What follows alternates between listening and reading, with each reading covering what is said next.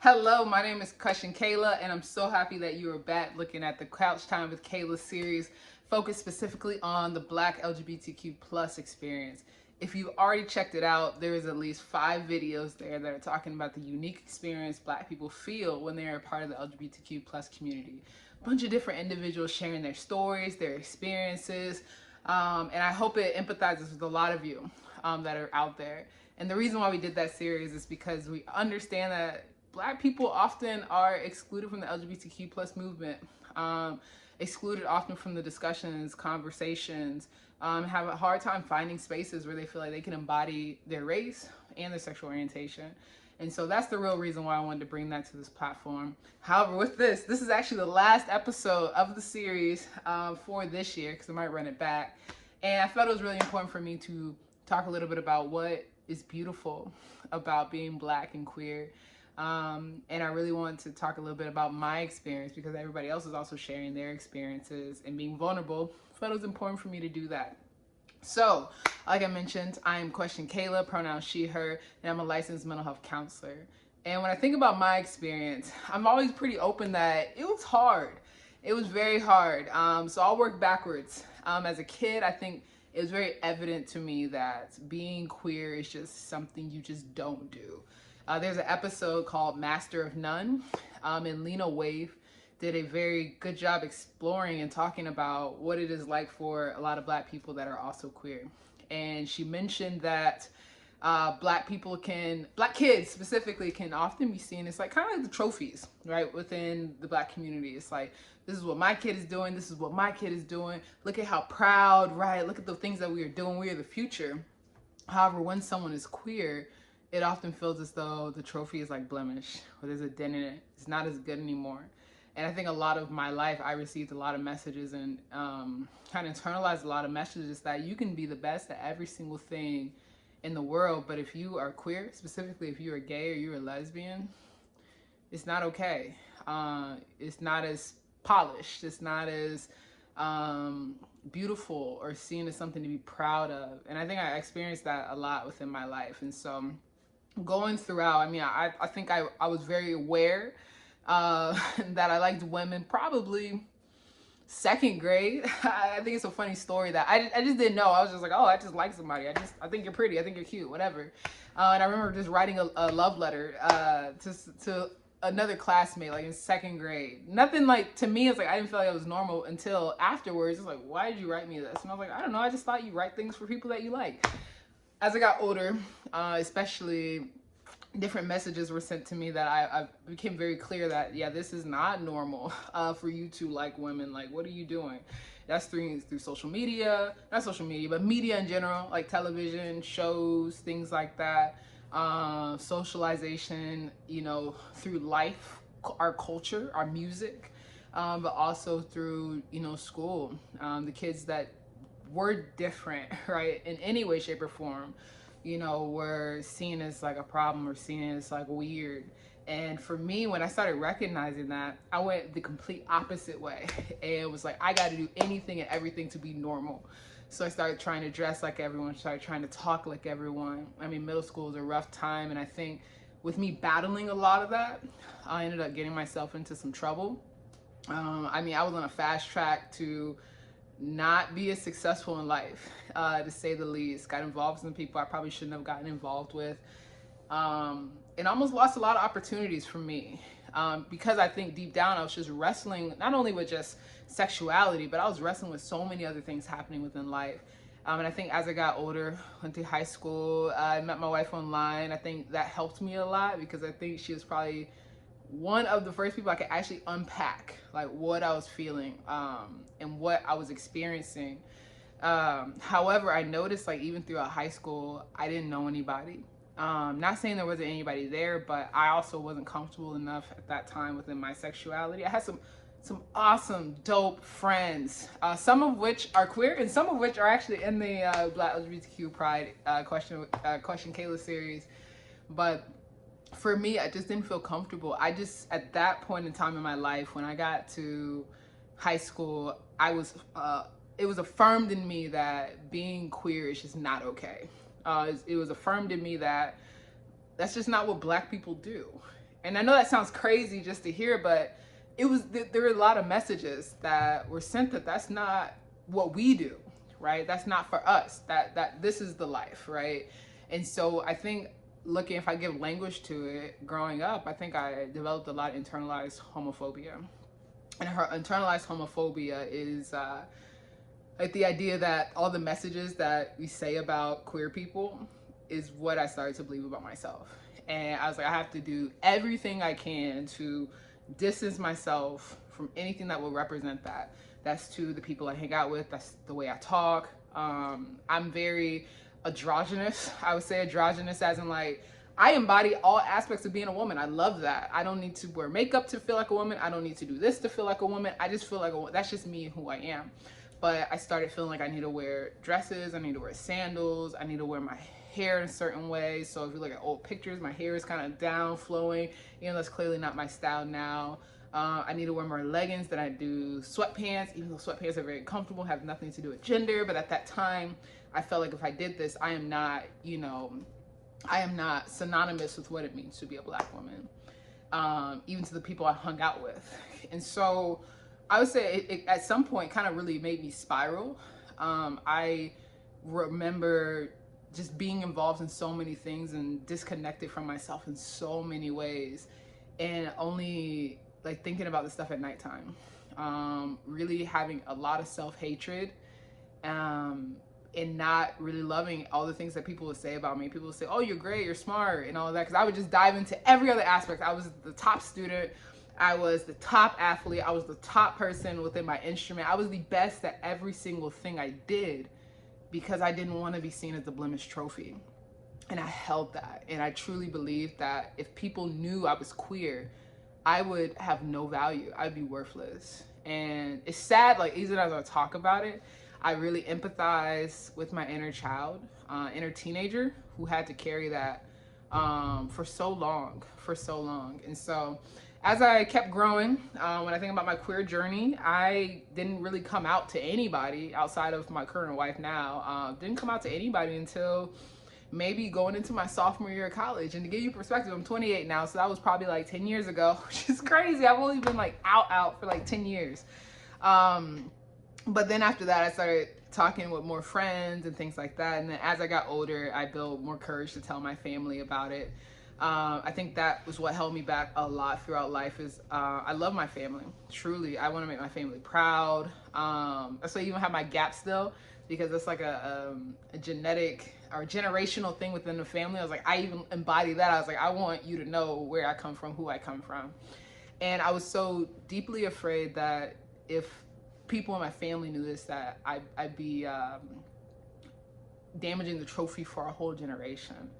And I know for some this sounds like insane, but there's a lot of us that feel that way because within the Black community, we are brought and like, you are proud to be Black. You represent generations and generations because we've done so much to try to combat the messages from racism. So for me to think that that could be undone just by being queer, that's a heavy, heavy burden to bear. And that was something I carried. I don't carry that much anymore. I think I remember coming out to my Nana, unfortunately, who has passed away. And I remember like her calling me and just running in the phone and just was like, I want you to know, like, you have so much value. You are loved. You are, what did she say? You're going to have a good life. You're going to have a happy life. And you are still my grandchild. I love you so much. Like, don't ever think that. And that message, like, really just, like, poured into everything that I think I needed to hear. And that I wish I could hear. And it's like, you hear things like, and you're like, oh, I wish I would have come out early. But the truth is, it's like, you have to feel safe. You have to feel secure. You have to know that things are going to be okay. And I don't blame any messages or anyone that sent those messages before. I think that's unfortunately just the way our society is that if you are Black, you receive these messages, but then also if you are queer, you're going to receive these messages. And when you're receiving both of those at the same time, it can just do a lot of damage. Okay? So that's a little bit of my queer journey. I ended up coming out. Things are great. I feel good right now. I wouldn't say I had the best coming out experience, but I don't think a lot of people do, and that's okay. But I was able to use mine to keep sharing my voice, got married. There's a lot of things I'm missing, of course, within that, but that's kind of the heavy hitters within it. So I received a question related specifically to intersectionality that I want to talk about. So intersectionality was created by Kimberly Crenshaw, and it was created because she recognized that the feminist movement didn't always take into account the experiences of Black women. And so it focused a lot on just like women's rights, specifically in this workplace, having equality, however, never took into account the fact that Black women don't even have bare rights, you know, in general. And so kind of acknowledge that if you have multiple marginalized identities, sometimes they'll intersect to create even more harm, even more burdens to carry. And so when I think about intersectionality as a Black woman, I'm a cisgender woman, so I have, you know, certain things that come with that, but then I also have related to being queer or lesbian. You have those marginalizations as well. And so someone asked me a question about how do I kind of balance and kind of deal with all those different intersections. And that is a tough question. Honestly, I can't, for me, I think just given the way that Black women are treated in society and treated in the world, I never have, nor do I still never can isolate just being a woman. That doesn't even make sense in my brain. My brain is like, what does that even mean? Because I'm a Black woman. Like, those things are always going to be connected for me. So when I go into spaces such as like there's more men there or more men with power, what have you, for me, how I kind of reconcile with that is I know, and I was taught a lot, that Black women are the matriarchs of the family.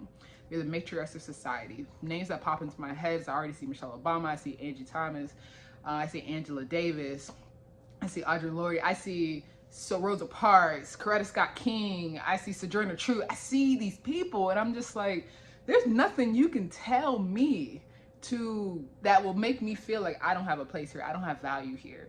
So when I think about how I operate in those spaces with that, it's like, I know I can change the world. I know there have been so many other people that look like me, that have my experiences, that come before me, that have changed the world. And that is like passed down to me. I have that ancestral strength all within my bones. So when I think about if I'm experiencing oppression related to that, those aspects of my identity, I channel that. I hold tight to that. And I know that. I mean, I grew up in a household where my mother was, you know, she was a project manager. I grew up with a woman that was literally leading people and experiencing marginalization, and would come home and was still doing what needed to be done, still connecting with family and having those finances. So for me, I don't have a lot of the foundation to see that I can ever just be pushed over. In my profession specifically, I would never see myself not having a voice or not making my voice heard, because that was modeled before me.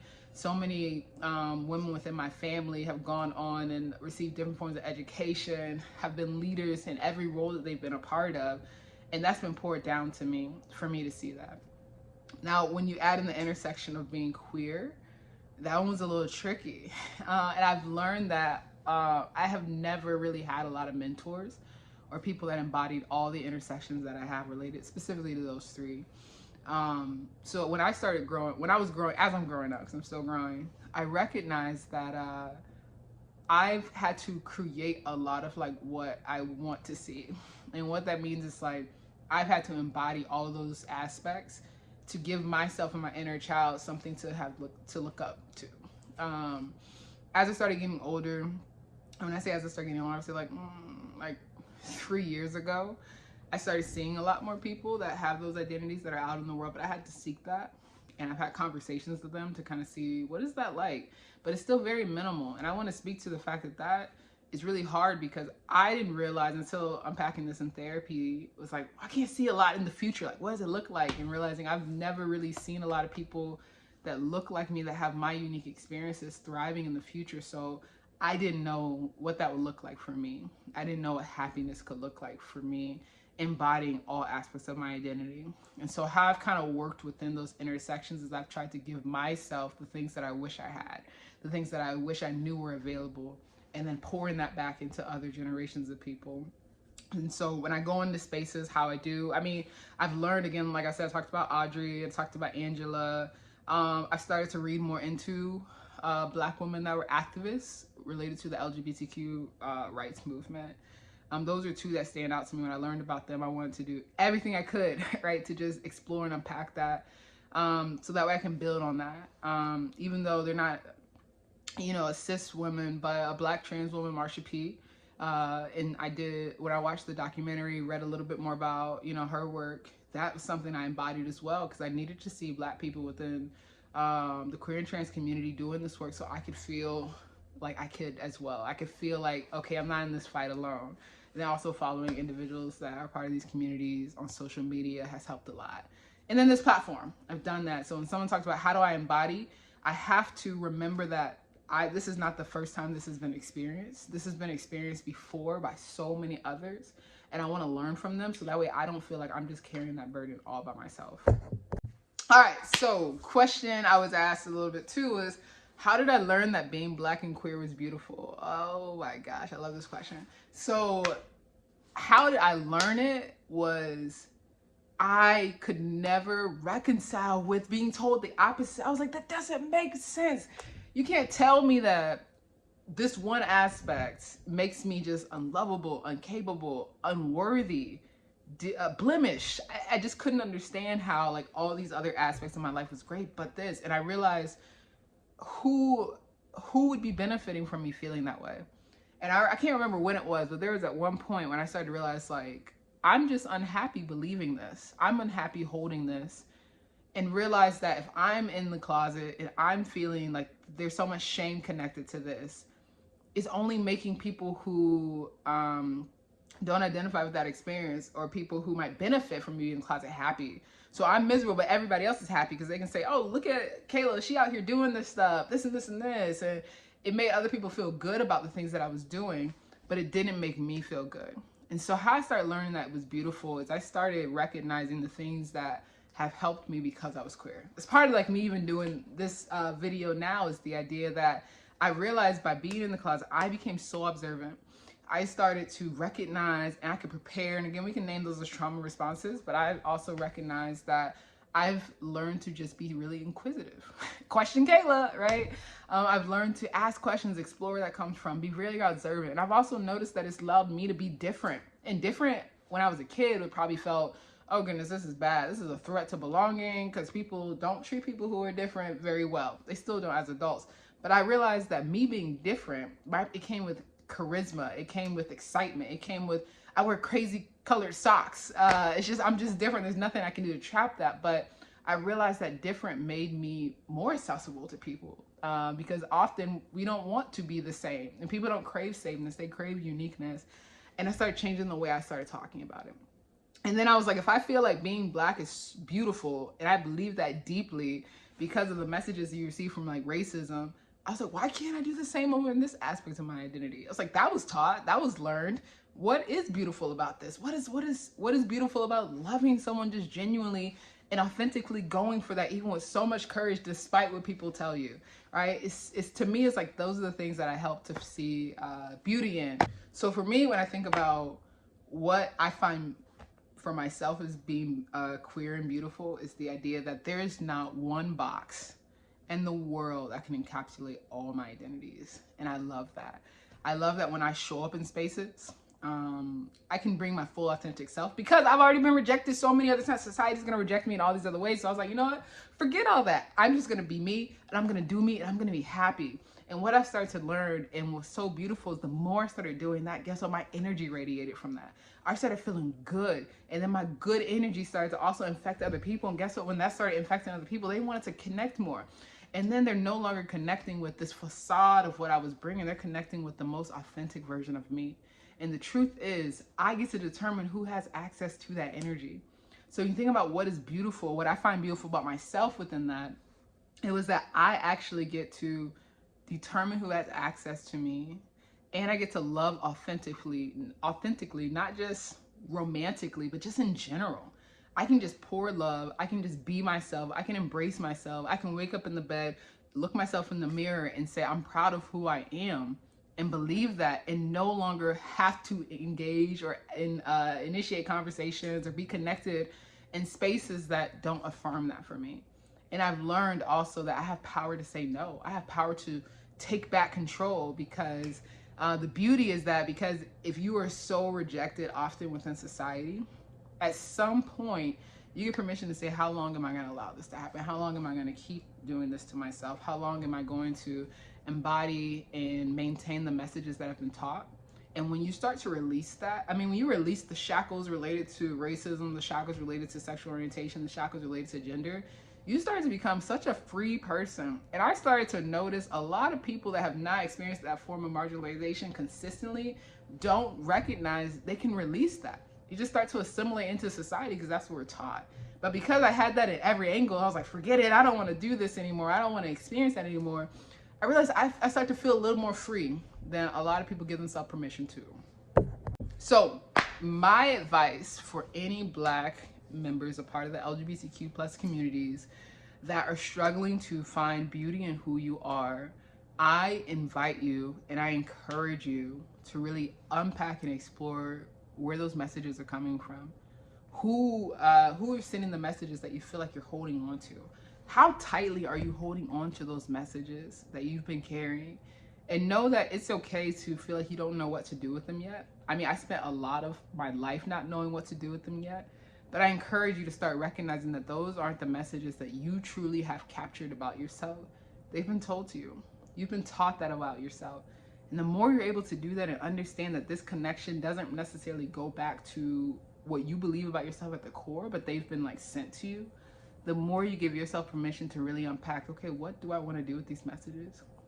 Do I want to hold them about myself? Do I want to figure out a plan and a way for me to really start slowly taking back what makes you you? Taking back what you find to be beautiful, right? Exploring, is that something that connects more with you? Is that something that will make you feel safer and more connected within communities? And I encourage you to find belonging, right? It is hard to, or maybe not even find belonging, cultivate belonging, because it's hard to exist in spaces where you feel like you have to hide or shape different parts of yourself. I mean, I did that throughout. Like when I have a lot of Black friends, I have a lot of Black women friends, but I don't have a lot of Black queer women friends. And I recognize if you're a part of the communities too, those spaces don't feel the same. Not knocking them, because it's great to have it, but it is hard to feel like you can't fully invite yourself in those spaces. The conversations are different, or people don't know how to respond to you when you're experiencing difficulties related to being Black, queer, and then as a woman, speaking to my own experience or whatever may be happening within your life. And so cultivate those spaces. If you got to find them on social media, if you have an episode, we talked about Reddit. If you have to, just connect. If you have one person, just keep connecting with them. But overall, remind yourself that you are beautiful. You are beautifully a queer, trans, non-binary, asexual, bisexual, lesbian, gay, all of it person. And you deserve all the love that you give to others, that you share within other spaces. And when you hold on to that deeply, over time, those messages will start to overpower some of the messages you've been sent. So I appreciate you listening. I encourage you and implore you to go check out some of the other episodes if you haven't yet. And drop your thoughts, drop your comments about what you think and what you find beautiful. And then maybe share this with someone that you know needs to hear this message. And I appreciate any insights that you've had so far, internally, externally, and subscribe.